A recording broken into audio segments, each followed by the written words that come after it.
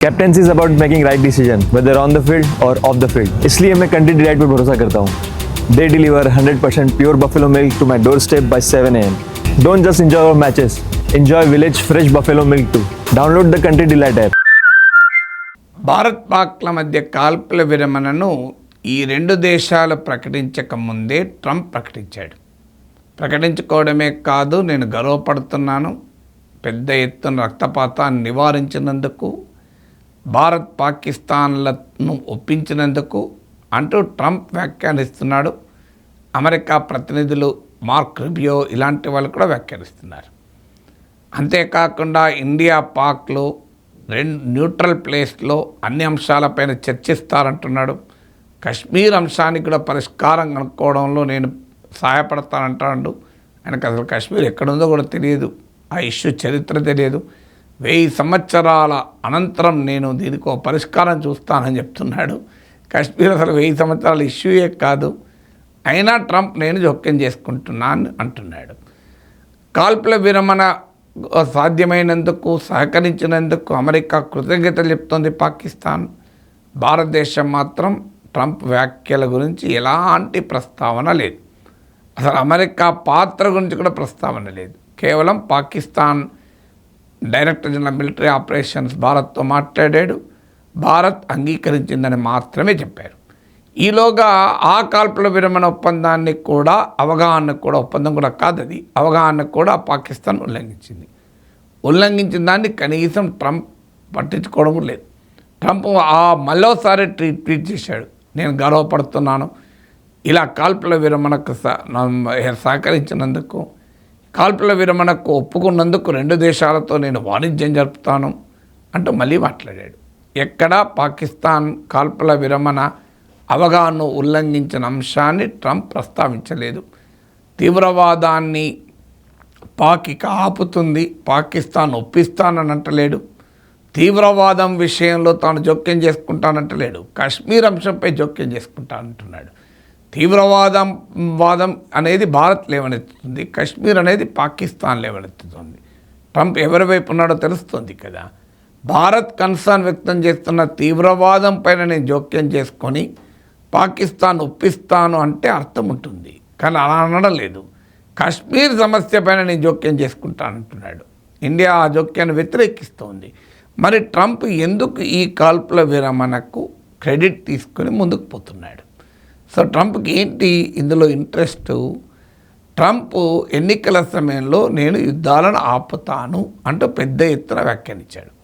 వాస్తవంగా ప్రపంచంలో ట్రంప్ అధికారంలోకి వచ్చే సమయానికి 2 యుద్ధాలు జరుగుతున్నాయి. ఒకటి రష్యా ఉక్రెయిన్, 2 ఇజ్రాయిల్ హమాస్. ఈ రెండిట్లో కూడా అమెరికాకు ప్రత్యక్ష పాత్ర ఉంది. ఇజ్రాయిల్కు అమెరికా ఆయుధాలు సప్లై చేస్తుంది, ఇజ్రాయిల్ పక్షాన పోరాడుతుంది.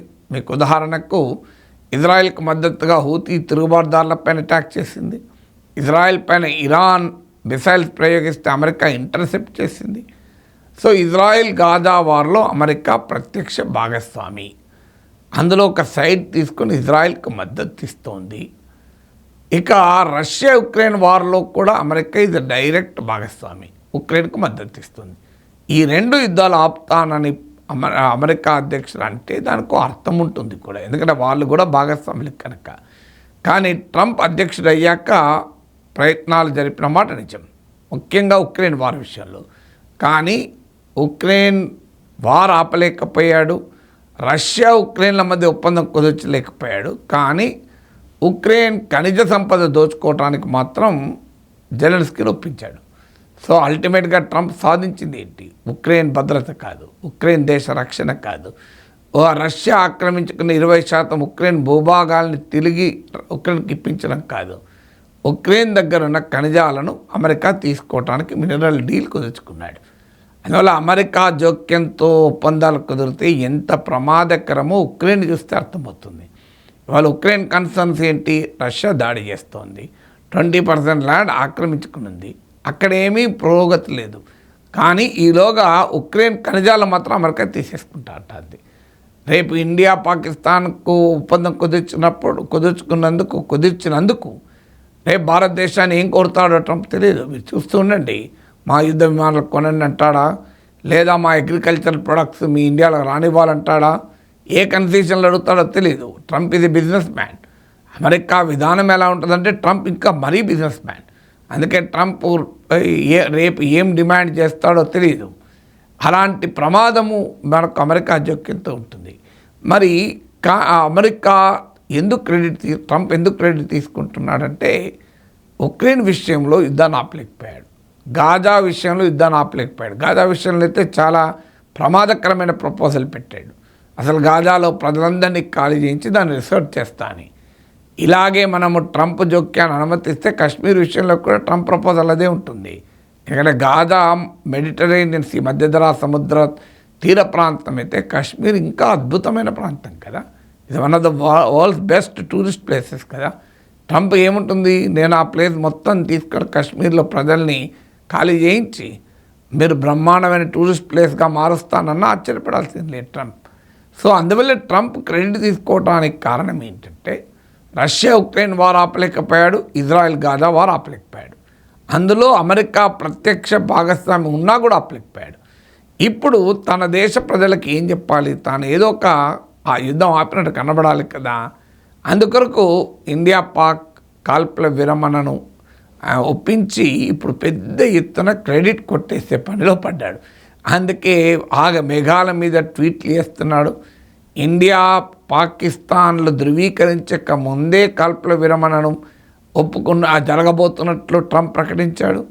ఇప్పుడు ఏకంగా భారత్ పాక్లు ఎక్కడ చర్చలు జరుపుతాయో కూడా చెప్తున్నాడు న్యూట్రల్ ప్లేస్లో. దాన్ని ఇండియా ఇప్పటికీ అంగీకరించలేదు, ధృవీకరించలేదు.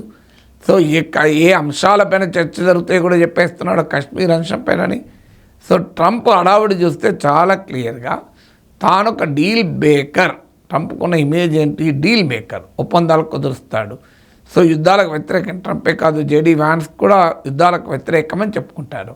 సో అందువల్ల ఇక్కడ మేము యుద్ధం ఆపామని, ఇక్కడ అమెరికా ప్రత్యక్షంగా భారత్ తరఫున కానీ పాకిస్తాన్ తరఫున కానీ యుద్ధంలో లేదు, అసలు అమెరికా పాత్రే లేదు. అయినా కూడా మా పాత్ర ఉందని చెప్తూ మేము ఒప్పించామని. అందువల్ల ఈ అమెరికా జోక్యము చేసుకొని తన ప్రయోజనాలు పొందాలని చూస్తోంది. ఇది ప్రాపగండా పర్పస్. ఇంకో రియల్ పర్పస్ కూడా ఉంది. ఇండో పసిఫిక్ ప్రాంతంలో తన గ్రిప్ పెంచుకోవాలి. అంటే నేను ఇదివరకు కూడా చెప్పాను, the policy of dual containment.